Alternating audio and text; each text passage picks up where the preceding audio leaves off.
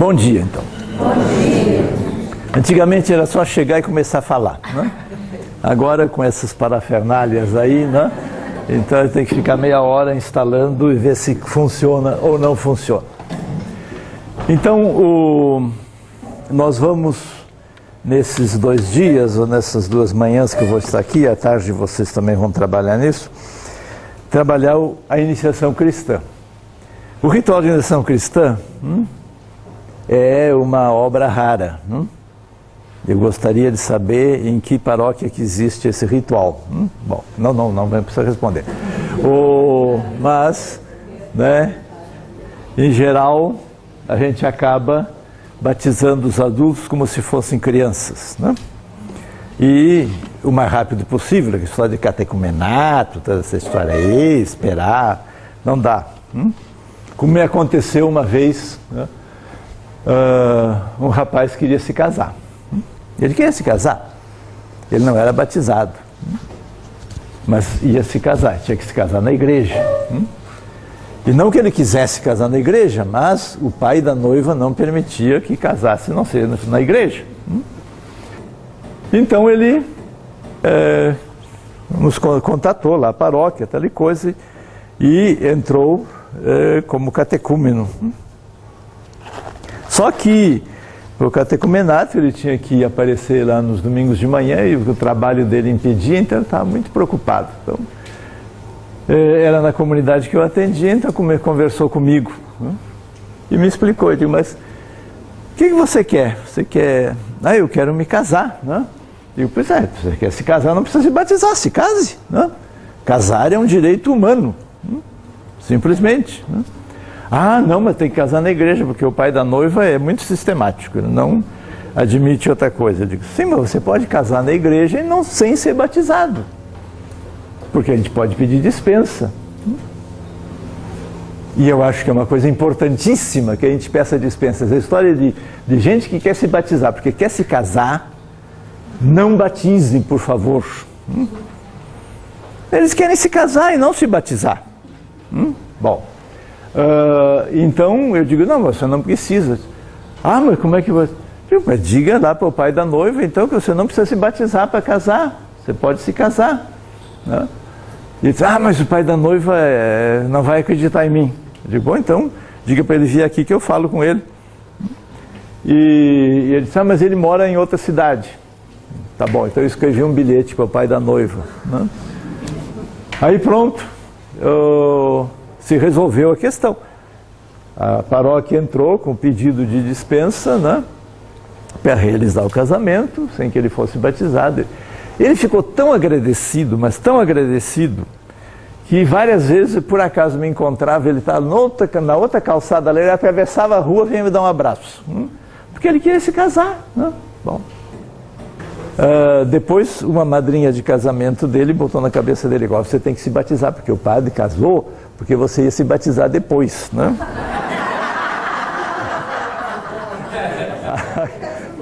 Aí, bom, ele foi se batizar, né? Acabou entrando no catecumenato, as circunstâncias de trabalho, sei lá, mudaram um pouco, ele fez o catecumenato. Agora, eu não sei se ele batizou de fato assim com vontade de se batizar, ou se ele batizou porque o padre já tinha feito um favor para ele, ele fazia o favor para o padre de ser batizado, né? Bom, então, o que eu quero dizer com isso é o seguinte: o batismo de adulto é uma coisa séria, muito séria, de criança também, só que a gente não leva a sério. E portanto, esse ritual da iniciação cristã de adultos é sumamente importante que a gente o conheça, e não só o conheça, mas o pratique. Então nós vamos ter 2 momentos. Nesse primeiro momento, apresentar essa visão da iniciação cristã, né? No segundo momento, a gente vai percorrer o ritual de iniciação cristã de adultos, né, para tomar um conhecimento dele. Depois, para a tarde, tem aqui um DVD com um filme da iniciação cristã de adultos na paróquia São Francisco Xavier, aqui de Belo Horizonte, Mas isso foi em 2001. Bom, isso aqui não é uma obra-prima, nem sequer uma coisa assim tecnicamente fantástica, né? E nem sequer liturgicamente fantástica. O padre não é lá um grande liturgo, o padre que está aqui. Então ele de repente dá na veneta dele uma oração presidencial, fala e todo mundo repete: Senhor nosso Deus, nós nos pedimos, Bom, horrível, né? Depois, aí lá pela Santa canta um aleluia na quaresma, tal de coisa. É só para dizer que não é uma coisa fantástica, né? Mas é uma experiência, né? E nesse tempo, na paróquia, nós tínhamos, na iniciação cristã de adultos, a gente tomava adulto num sentido amplo, e no sentido amplo do direito canônico. Quem tem uso da razão já pode entrar, porque aqui, inclusive, está previsto o batismo a iniciação cristã de crianças em idade escolar, né? Então a gente tinha, vocês vão ver, tem umas crianças aí. Depois a experiência nos mostrou que a gente não pode botar tudo junto, né? E atualmente então a gente já dá uma idade de 15 anos em diante para entrar no processo do catecumenato, né? As outras crianças poderiam entrar e deveriam entrar aqui no capítulo 5º deste livro, mas é diferente um pouco a questão e a situação. Não, isso só para explicar. Depois é de toda a paróquia. A paróquia tinha na época 9 comunidades, né? Então, e se fazia questão de que em todas as missas houvesse, durante a quaresma, houvesse essa celebração do catecumenato, da fase final do catecumenato. Então se dividia, e vocês vão ver que varia as pessoas, os jovens, as meninas, varia porque conforme se filmou numa celebração de manhã, ou à noite, ou no sábado, enfim. Bom, isso só para explicar esse filmezinho aqui, antes que eu me esqueça, depois eu vou deixar isso aí. Então vamos lá para essa primeira apresentação. A iniciação cristã de adultos, né, compreende os sacramentos da iniciação, como nós sabemos, são batismo, crisma e eucaristia, nesta ordem, que é a ordem natural dos sacramentos da iniciação. A ordem que, inclusive, de Roma, se insistiu sempre, né, que a ordem é essa: batismo, crisma e eucaristia. E não batismo, eucaristia, crisma. E pior ainda, batismo, confissão, eucaristia, crisma. Bom, mas, e menos ainda confissão, batismo, que não pensem que é uma coisa estranha, né? Porque uma vez me chamaram para substituir um padre na paróquia, e disseram: olha, tem batismo de adulto no domingo, na missa do domingo. Mas o senhor vai lá no sábado para eles se confessarem. Se confessar, iam se batizar no dia seguinte, se confessar no dia anterior, né? Bom, tudo é possível neste mundo de Deus, né? E, bom, vamos deixar para lá. Então, esses três sacramentos, né, nessa ordem que constitui.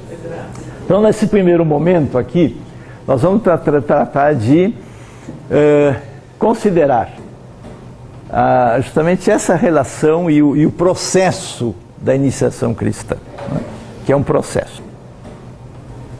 Então, bom, isso aqui vocês podem encontrar em parte, né, a teologia, assim, no meu livro, esse aí, Nas Fontes da Vida Cristã, né? Primeira edição de 2001 tem essa cara, e a segunda e terceira edição tem essa outra cara diferente e paginação diferente também. O batismo de Jesus nos é apresentado aqui nesse mosaico do batistério neoniano de Ravenna, na Itália, um mosaico do século V, em que já aqui nos diz uma coisa que não deixa de ser interessante saber. Como no século V se batizava, que se representa o batismo de Jesus da forma como se fazia então. Então, quais as características aí? O batizando está nu, mergulhado na piscina batismal, né, até a cintura, enquanto que aquele que batiza derrama água na cabeça. Então assim se representa o batismo de Jesus, porque era como se batizava então. Então isso já é um primeiro indício, e também é uma coisa que é viável, né, de que a fonte batismal tenha uma característica que a pessoa possa entrar, né, dentro da água e ser batizada. Claro que não precisa ser nua, hoje em dia não é possível, né? Um adulto. Né? Uma criança sim, né? Uma criança de colo em todo caso. Né? Aqui o resto da figura que interessa é esse velho que está aqui do lado de cá. Esse velho do lado de cá é o Rio Jordão, representa o rio, né? Que é santificado pelo batismo de Jesus. E bom, João Batista, o Espírito Santo descendo sobre Jesus, etc. Nós conhecemos a cena. Isso aqui é apenas para inspirar o nosso início aqui. Como começa a iniciação cristã? A iniciação cristã começa com o querigma, o primeiro anúncio, que eu ponho ali resumido, segundo aquele texto de Paulo, na Epístola aos Romanos, capítulo 4, acho que 26, se não me engano, em todo caso pelo final do capítulo, que é: Cristo morreu por nossos pecados e ressuscitou para a nossa justificação. Esse é o resumo do querigma. Morreu por nossos pecados, né, e ressuscitou para a nossa justificação. A ressurreição lá, e aqui um pantocrátor para nos inspirar esse primeiro momento. Quer dizer, a suposição primeira é que esse anúncio, que é o centro da fé, né, e não a devoção a Nossa Senhora Auxiliadora ou a Nossa Senhora Desatadora de Nós ou qualquer outra, né? Mas esse é o centro da fé, né? Nós sabemos, claro, não estou falando para ignorantes aqui, mas esse é o ponto para desencadear, né, esse processo catecumenal, esse processo da conversão. Diante do querigma, vem um segundo momento, que é a aceitação na fé. O querigma é proclamado, Cristo ressuscitou por nossos pecados, morreu por nossos pecados, ressuscitou para a nossa justificação. E então se trata agora de uma opção de vida, né, desse adulto, né? Existe uma estrutura permanente do batizar que a gente encontra nos Atos dos Apóstolos. Em todas as narrações dos Atos dos Apóstolos, a gente encontra essa estrutura permanente, que consiste no seguinte: primeiro, ouvir a mensagem do Evangelho. Ali são diversos textos em que, nos Atos dos Apóstolos, se narra esse primeiro momento. Ouvir aquela mensagem. Cristo morreu por nossos pecados, ressuscitou para a nossa justificação. O segundo momento dessa estrutura do batizar, que aparece nos Atos dos Apóstolos, é aceitá-lo na fé, ou seja, aceitar essa mensagem na fé. Que também esses textos dos Atos dos Apóstolos nos dizem isso, nos informam sobre isso, né? Uma vez ouvida a mensagem, se aceita. Aí esse é o ponto de partida. Sem isso não se pode realizar a iniciação cristã, obviamente.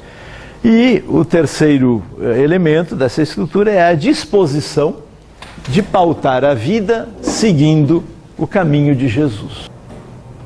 É muito importante que a gente tenha presente como esse seguir a Jesus é uma constante nos evangelhos, né? 73 vezes aparece nos evangelhos essa expressão do seguir a Jesus.